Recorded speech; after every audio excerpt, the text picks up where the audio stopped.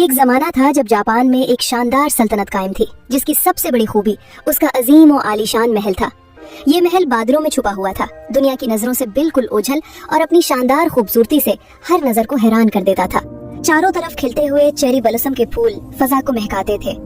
ये महल दुनिया से दूर खास बादशाह ने अपनी मलका के लिए बनाया था, जिससे वो बेहद मोहब्बत करता था और उसके हुस्न को सबसे छुपा कर रखना चाहता था। मलका इज़्मा बादशाह अनस की नूरे नजर, जिससे शादी करके उसने उसे मलका का रुतबा दिया था और वो खुद उसके हुस्न का दीवाना था।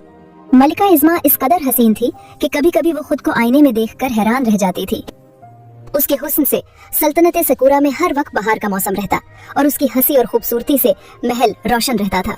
बादशाह अनस ने मलिका इज़्मा के लिए महल को हर कीमती और नायाब चीज से इस तरह आरास्ता किया था जैसे वो जमीन पर जन्नत बसा देना चाहता हो। ऐसी कोई शय न थी जो उस अजीमुशान महल में मौजूद न हो। कीमती से कीमती जेवरात, हीरों के हार, जमरुद और याकूत से जुड़े ताज, मोतियों की लंबी लड़ियां, सब मलिका के सिंगार के लिए मखसूस थे। उम्दा और नफासत से तैयार किए गए शाही जोड़े, रेशम और अतलस के मलबूसात, बारीक कढ़ाई और सुनहरी धागों से मुज़य्यन लिबास हर मौसम और हर महफिल के लिए अलग तैयार करवाए गए थे। नायाब और महंगे जूते, खुशबुओं से मुअत्तर संदूक और दुनिया भर से मंगवाए गए तोहफे महल के हर गोशे को शानो शौकत से भर देते थे। गोया कोई भी आरजू, कोई भी ख्वाहिश ऐसी न थी जिसे बादशाह ने मलिका के कदमों में लाकर न रख दिया हो। सब आसाइशें होने के बाद भी आखिर क्या वजह थी कि मलिका इज़्मा खुश न थी? उसकी उदासी की वजह क्या थी? उसकी उदासी की वजह थी तन्हाई।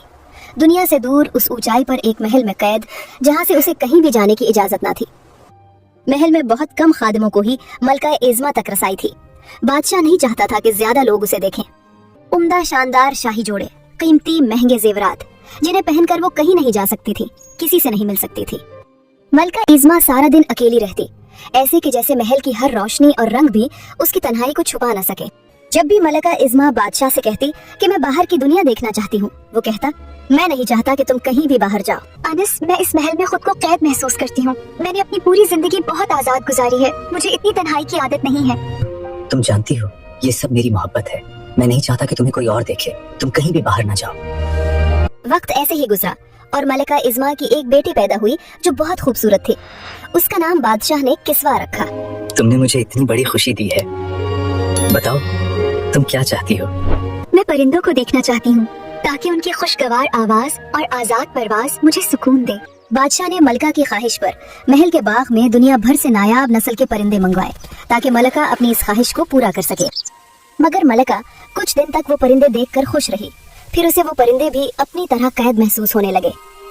कुछ अरसे बाद मलिका इज़्मा की 2 और जुड़वा बेटियां पैदा हुई, जिनका नाम उसने रिमशा और मिसबाह रखा। बेटियों की खुशी में बादशाह ने फिर मलिका से पूछा कि वो क्या चाहती है, जिस पर मलिका ने कहा, मैं दरिया की रवानी देखना चाहती हूँ, उसका पानी बहता रहे और उसकी मधुर आवाज मेरी तन्हाई को कम कर दे।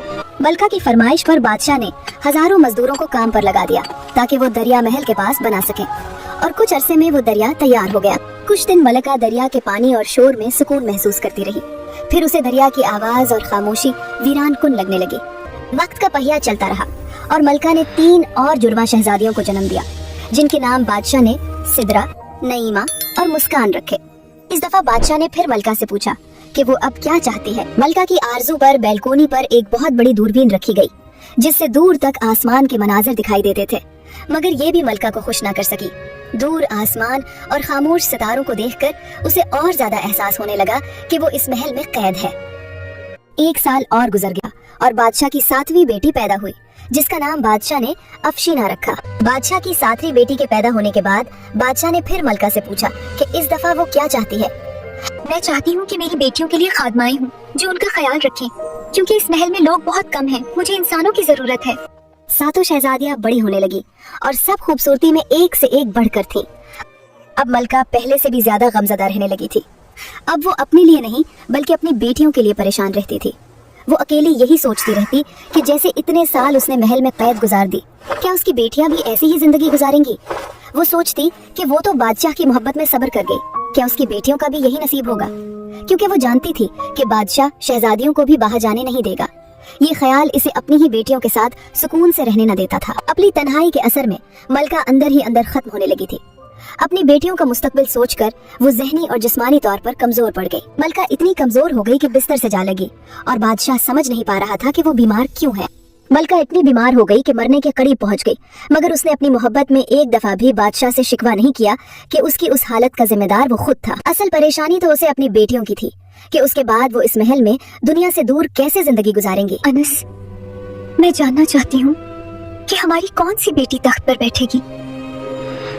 तुम जानती हो कि मुझे तुम्हारे लंबे बाल बहुत पसंद हैं।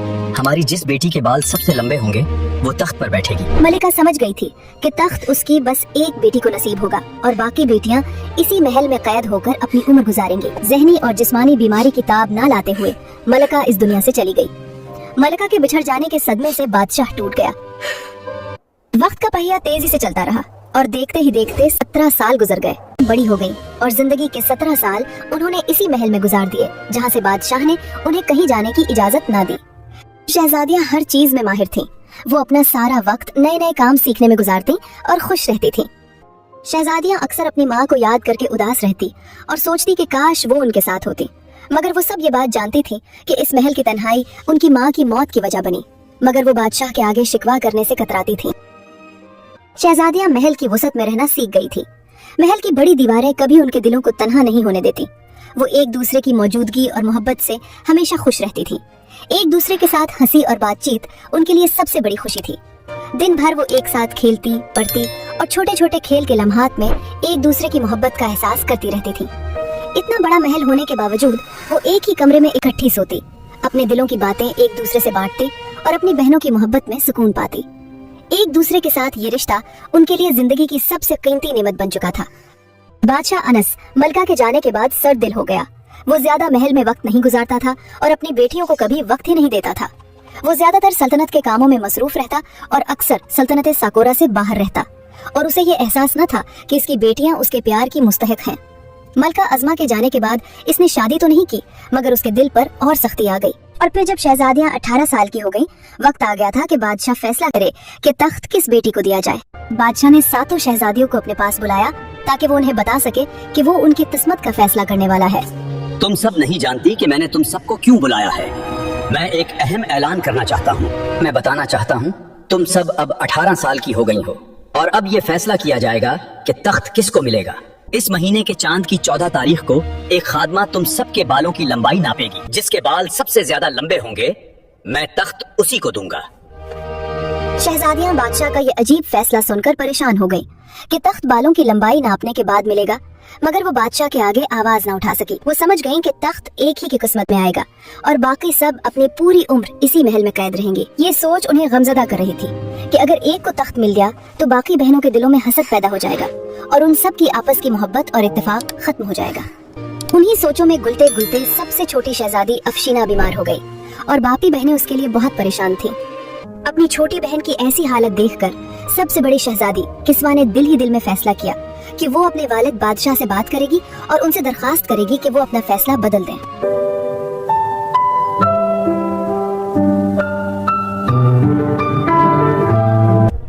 कैसवा, तुम क्या कहना चाहती हो और तुम रात के इस पहर यहाँ क्यों हो?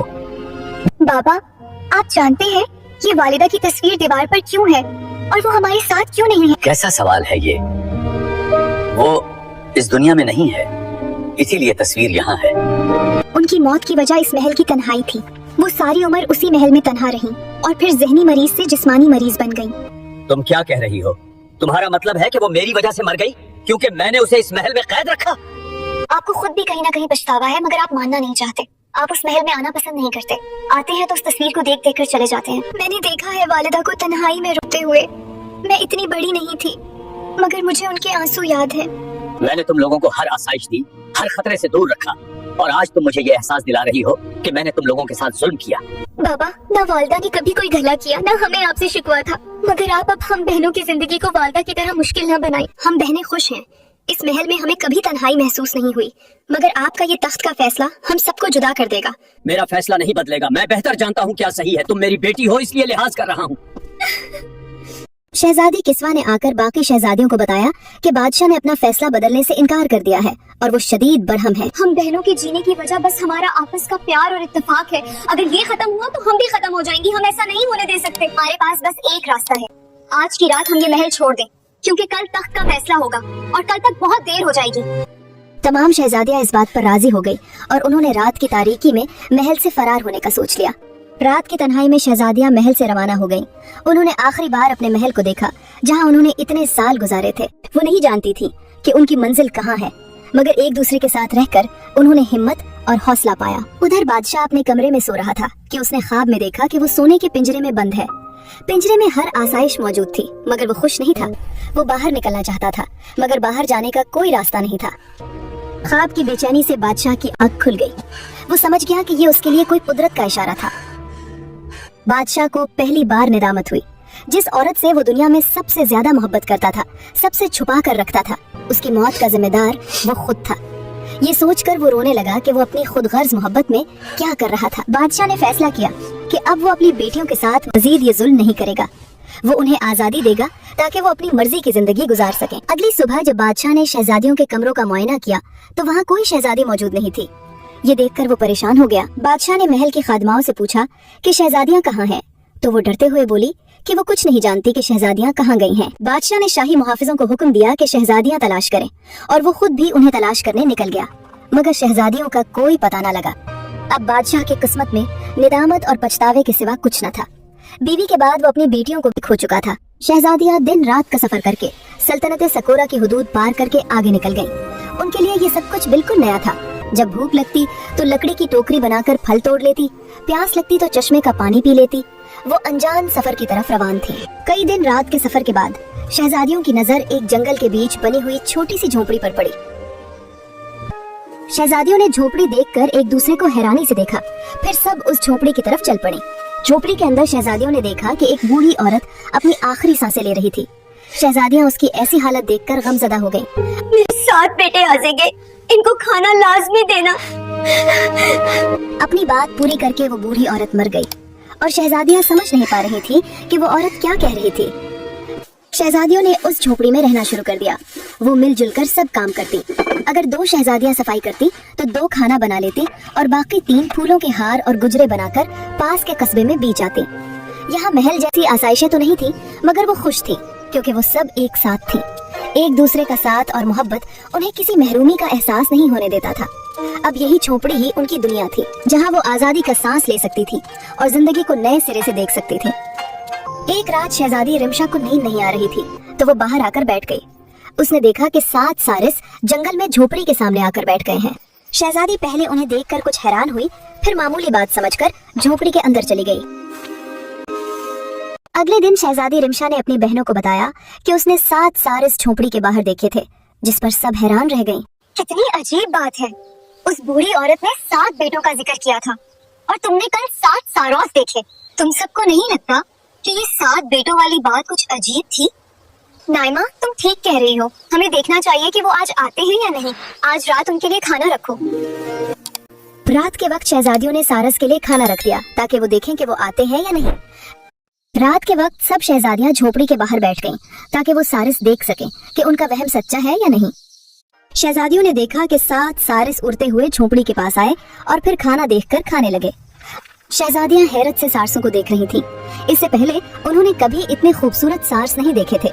उनके सुर्ख शाही ताज चांद की रोशनी में चमक रहे थे। शहजादियों ने बेख्तियार उन सारसों को प्यार करना शुरू कर दिया। उन्हें यूं महसूस हो रहा था जैसे वो आम सारस नहीं बल्कि कोई जादुई मखलूक हो। उनकी मौजूदगी में एक अजीब सी कशिश थी, जैसे उनके दिल खुद ब खुद उनकी तरफ खींचे जा रहे हों। शहजादियों ने एक दूसरे को छेड़ना शुरू कर दिया, हंसी मजाक करने लगी और खिलखिलाकर हंसने लगी। तुम कितने प्यारे हो, काश तुम वाकई उस बूढ़ी औरत के बेटे होते तो मैं तुमसे शादी कर लेती। ये कहकर उन्होंने सारसों को बोसा दिया।